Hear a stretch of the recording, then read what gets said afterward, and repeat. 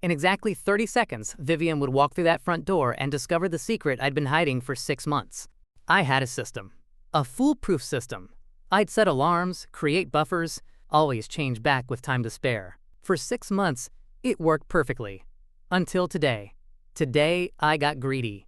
Today, I tried on her prized red suede heels, the one she'd saved 3 months to buy. Today, I twisted my ankle and fell hard on our bedroom floor. And today, for the first time in 6 months, my wife came home early. Before we dive in, please take a moment to subscribe. And if these stories resonate with you and you'd like to support the channel, you'll find my Buy Me a Coffee link pinned in the comments section and also on the About page. It's a simple way to show appreciation and help keep the gender diary growing. No pressure. Your presence here already means so much. The bedroom door swung open. Time stopped. Vivian stood in the doorway, her canvas tote still over her shoulder, a paper bag of vegetables in her arms. Her eyes went wide, her mouth opened slightly. She looked at me, really looked at me, taking in the dress, the heels, the makeup, the tears, the twisted ankle, the complete and utter destruction of every lie I'd been living for the past 6 months. For what felt like an eternity but was probably only 3 or 4 seconds. Neither of us moved. Neither of us spoke. The silence was so profound I could hear my own heartbeat thundering in my ears. And then Vivian did something I never in a million years would have expected. She dropped the canvas tote and the bag of vegetables right there on the bedroom floor. She crossed the room in 3 quick strides, knelt down beside me, and her first words weren't, "What are you doing?" or "Why are you wearing my clothes?" or any of the dozen shocked, angry, confused questions I'd been bracing myself for. Her first words were, "Oliver, are you hurt? Can you move your ankle?" I stared at her, unable to process what was happening. My brain couldn't reconcile what I'd expected. Disgust, anger, betrayal, shock, with what was actually occurring. She was checking my ankle. She was looking at the swelling that was already visible beneath the buckled strap of her red heel. She was reaching for the buckle, her fingers gentle as she carefully unfastened it. "Don't move it," she said, her voice calm but firm. "I think it might be sprained or broken. We need to get you to the hospital." "Vivian, I started, my voice hoarse and broken. "Not now," she interrupted, but not unkindly. "Hospital first, everything else later. Can you stand if I help you?" I nodded, not trusting my voice. She slipped her arm under my shoulders, braced herself, and helped me struggle to my feet, or rather, to my foot. I couldn't put any weight at all on my injured ankle without the pain becoming unbearable. We hobbled together toward the bedroom door, and I suddenly became acutely aware of what I must look like. I was limping through our apartment in a purple wrap dress, one bare foot and one foot still wearing a red suede heel, my makeup now thoroughly smudged from crying, leaning heavily on my wife who had just discovered my deepest secret. If the situation weren't so painful and terrifying, it might have been absurd enough to be funny. Vivian grabbed her car keys from the hook by the door, helped me down the stairs, each step an agony in my ankle, and supported me as I hobbled to her car. She opened the passenger door, helped me ease into the seat, reached across to buckle my seat belt, and then closed the door gently before running around to the driver's side. As she started the car and backed out of our driveway, I realized something that made my chest tighten with an emotion I couldn't quite name. She hadn't asked a single question about the dress. She hadn't commented on the heels. She hadn't said one word about the makeup, or the secret I'd been keeping, or how she'd found me. Her entire focus had been on making sure I was okay, on getting me help, on taking care of me. The drive to the hospital was silent, but it wasn't the cold, angry silence I'd been expecting. Vivian kept one hand on the steering wheel and reached over with her other hand to take mine, holding it firmly as she navigated the Saturday afternoon traffic. I looked down at our joined hands, hers small and practical, mine larger and trembling, and felt tears start again, though this time not from physical pain. The emergency room on a Saturday afternoon was exactly as chaotic as you might expect. Vivian helped me out of the car, and I hobbled beside her toward the entrance, still in the purple dress, still wearing one red suede heel, still looking like the world's most confused person. People stared, of course people stared. A man in a dress and mismatched feet is not something you see every day in a hospital emergency room, even in a city generally known for being progressive and accepting. I felt every single eye on me. I felt the weight of their gazes, their judgment, their confusion, their barely concealed shock. My face burned with humiliation, and I found myself trying to make myself smaller, trying to disappear, trying to become invisible. But Vivian strode right up to the check-in desk with her head held high, her hand still firmly holding mine, and said to the intake nurse with absolute confidence, "My husband had an accident. He's injured his ankle. "We need to see a doctor." The intake nurse, a woman in her 50s with tired eyes and purple scrubs, looked up from her computer, took in my appearance with one sweep of her eyes, and her professional mask slipped for just a fraction of a second. I saw the surprise register on her face, but then her training kicked in, and she simply nodded, handed Vivian a clipboard with forms and said, "Fill these out and bring them back to me. We'll get him seen as soon as possible." We found seats in a corner of the waiting room, as far from other people as possible. Vivian helped me lower myself into a chair, propped my injured ankle on the seat beside me, and took the clipboard to start filling out the forms. I watched her write, her handwriting neat and practiced, filling in my name, my date of birth, my insurance information. Every so often, someone would walk past and their eyes would linger on me. Some looked curious, some looked judgmental, a few looked sympathetic. One elderly woman smiled at me kindly, which somehow made me want to cry all over again. Vivian never looked up from the forms, never acknowledged the stares, never showed any sign that she was bothered by the attention her husband in a dress was attracting.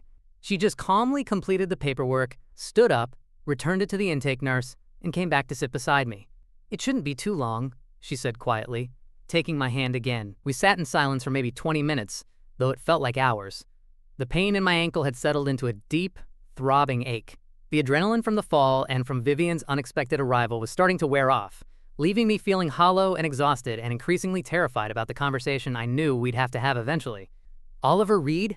A nurse called from the doorway leading to the examination rooms. Vivian helped me stand, and we made our slow way across the waiting room. I felt every single pair of eyes follow us. The nurse, a young man, probably mid-20s, with kind eyes and a professional smile, held the door open for us and led us to an examination room. "The doctor will be in shortly," he said, and then added, looking at me directly, "In the meantime, let me get you some ice for that ankle." He returned a few minutes later with an ice pack and a pillow, helped me get my ankle elevated on the examination table, and gently placed the ice pack on the swelling. He didn't comment on the dress, didn't ask any questions beyond the standard medical ones about pain level and range of motion.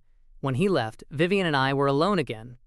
She stood beside the examination table, one hand resting on my shoulder, and we waited. The doctor who eventually entered was a man in his mid-40s, with graying hair and wire-rimmed glasses.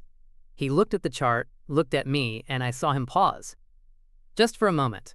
Just long enough for me to see him process what he was seeing.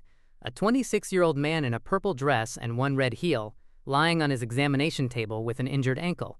His eyes flicked to Vivian, then back to me, and I saw the question forming. The awkward, uncomfortable question about my appearance that I'd been dreading. Vivian saw it too. Before the doctor could speak, before he could ask whatever he was planning to ask, Vivian stepped forward slightly and said, in that same calm, confident voice she'd used with the intake nurse, "Doctor, my husband injured his ankle in a fall. Could you please examine it?"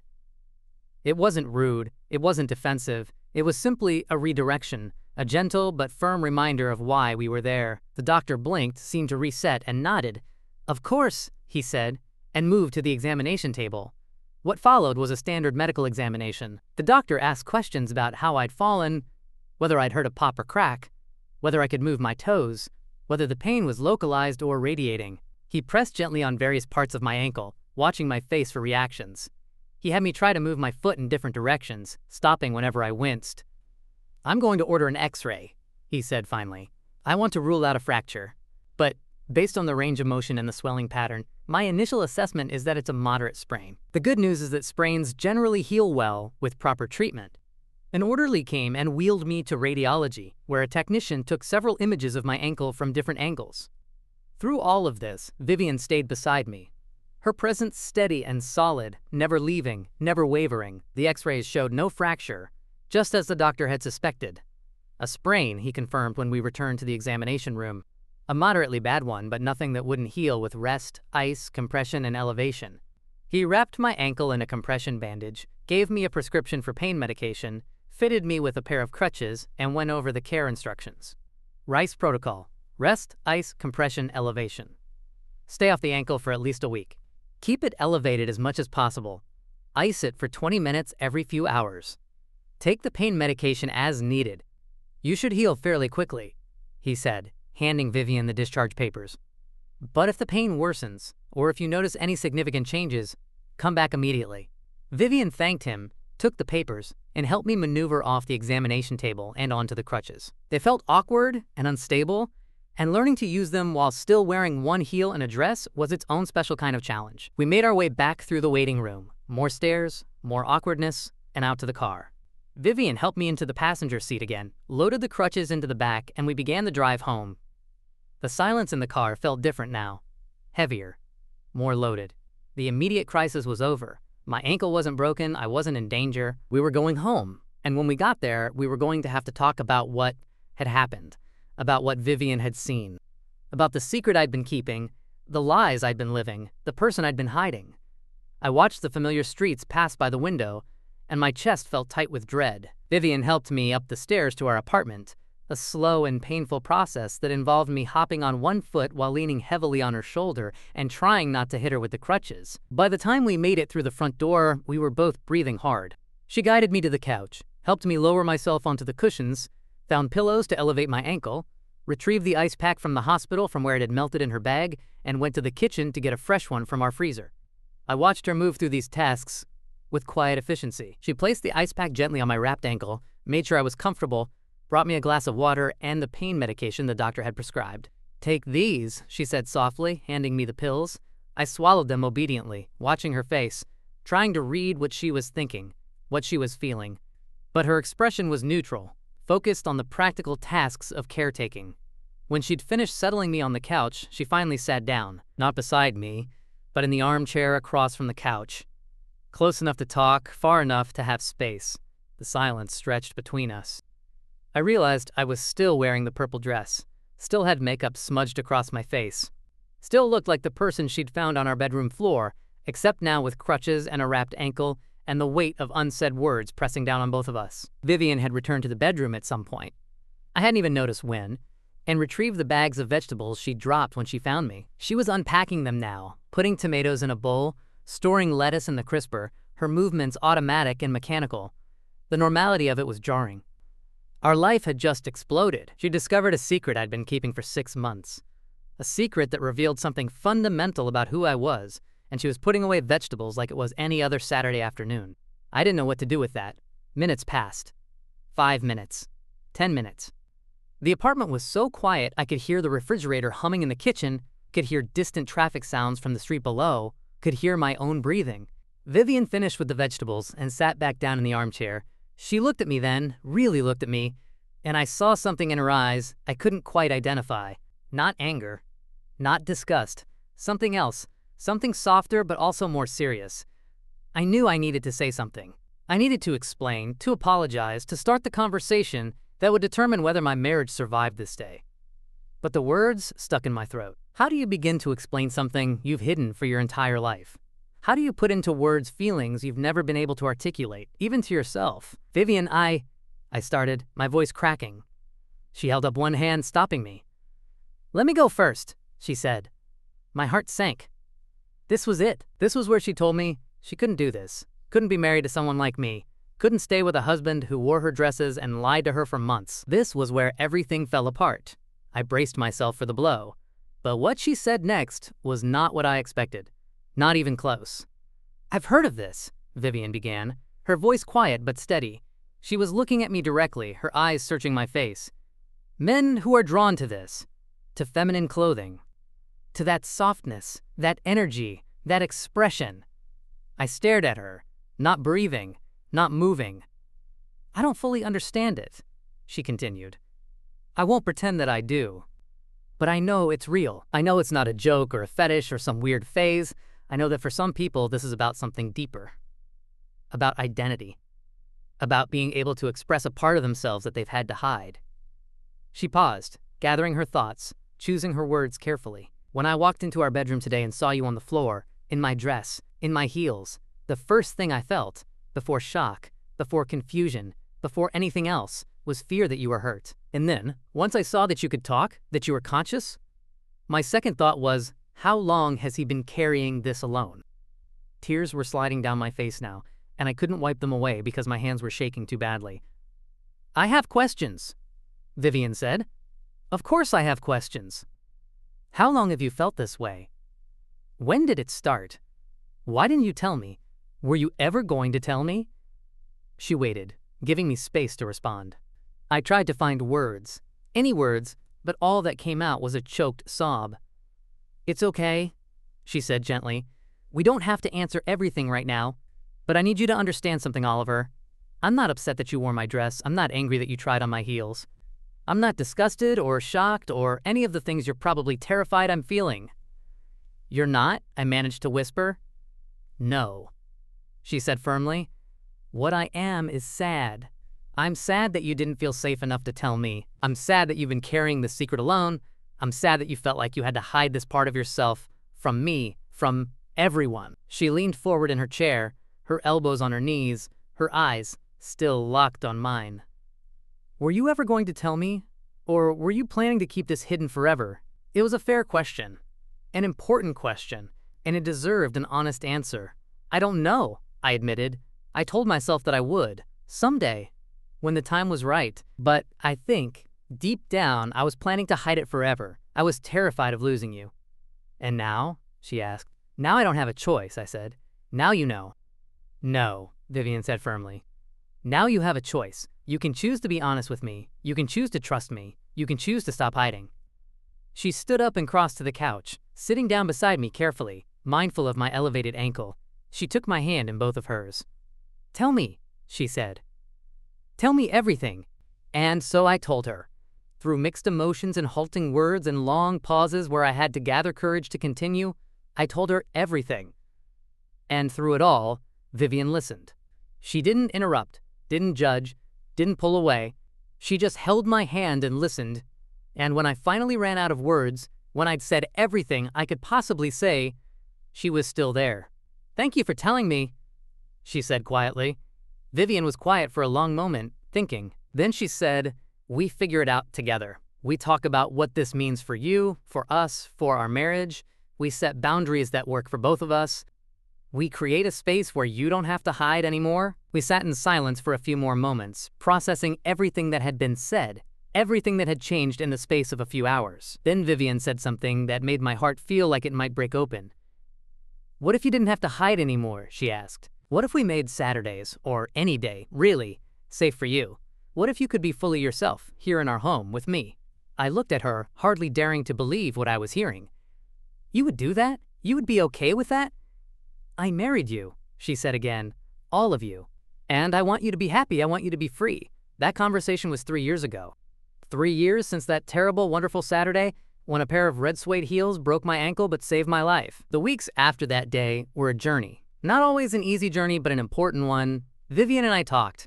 A lot. We talked about what my cross-dressing meant to me. Was it occasional? Was it regular? Was it a full identity, or just an expression?